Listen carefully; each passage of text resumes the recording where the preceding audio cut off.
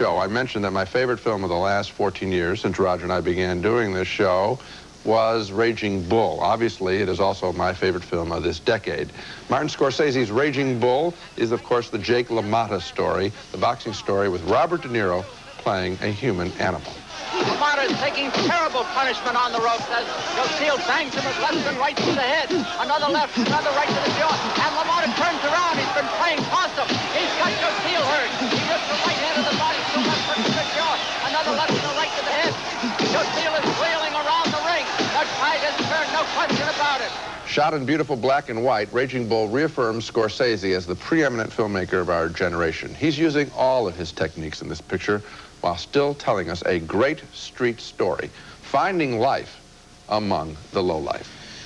The first film on my list for 1980s is exactly the same film, Martin Scorsese's Raging Bull, and there was no question in my mind. I think that's kind of amazing that we would be in agreement on that, but of the films that I saw in the last 10 years, this is the one that went out there on a high wire, and it never looked down, and it kept right on going. This is the one where the director was really swinging for the bleachers. And also, of course, I think it has the best performance of the last 10 years in this remarkable work by Robert De Niro. From beginning to end, Raging Bull is an amazing motion picture. When I think of that picture, I don't think, oddly enough, of the boxing sequences first.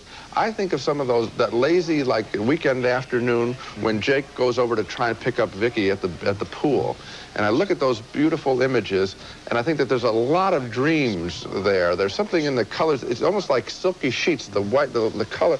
It's just such a beautiful piece of filmmaking. It's a film about an entire life. It's a film about the spaces in between the high points. It's a film about the end of that life when Jake LaMotta is running a nightclub down in Florida, and he's out of shape, and he's kind of a figure of jest now instead of being that person who for a second there was great. And it's also about the obsessions that he allows to destroy his life, the jealousy, the insecurity.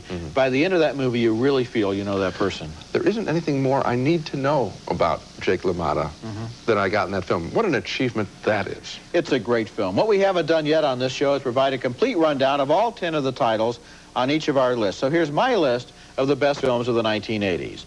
Number 10, House of Games, the strange and hypnotic David Mamet film about a psychologist who wanted to know all about con men and found out a lot more than she really wanted to know. Number 9, Platoon, Oliver Stone's harrowing film about the daily lives of infantrymen in Vietnam. More than any other Vietnam film, it reproduced the experience of actually being under fire and under incredible pressure in combat. Number 8, Mississippi Burning, which recreated an era of recent American history when segregation was still the law. The movie contained one of the great performances of the decade by Gene Hackman as an FBI man.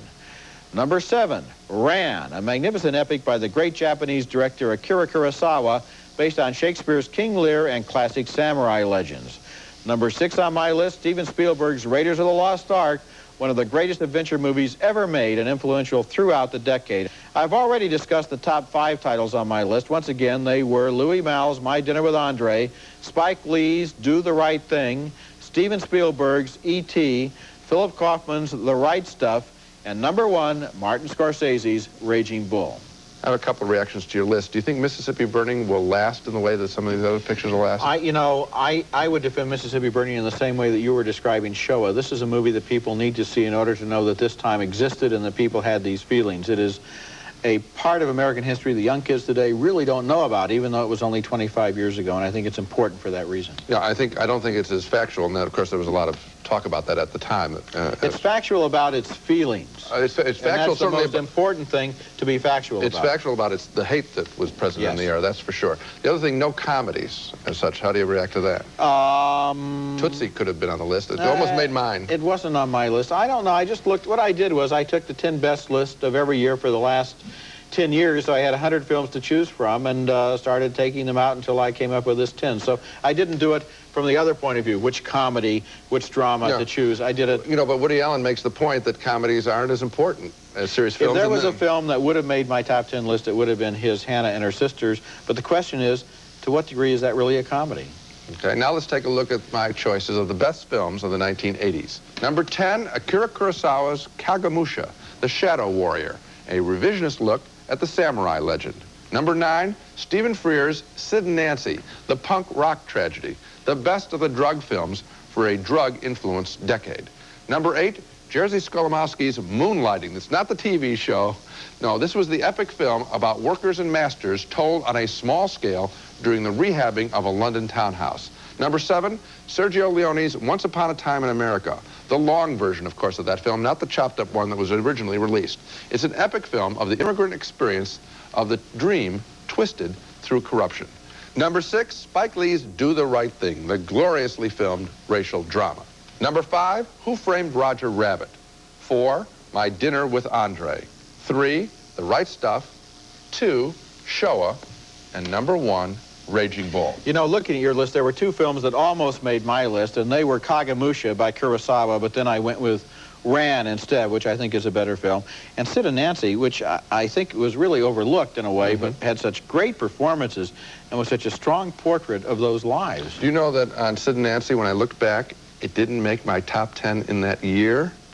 And now I'm putting in the top 10 of the decade because I realized just how strong that film, it was close to making my top 10 list, but now that film has just grown and grown, and I think you're trying, you know, this is the drug decade, it has been the drug decade, and boy, that film is strong about it. One thing that happened to me, I have a list of every top 10 list I've made since I became a movie critic, right? Hundreds of films here.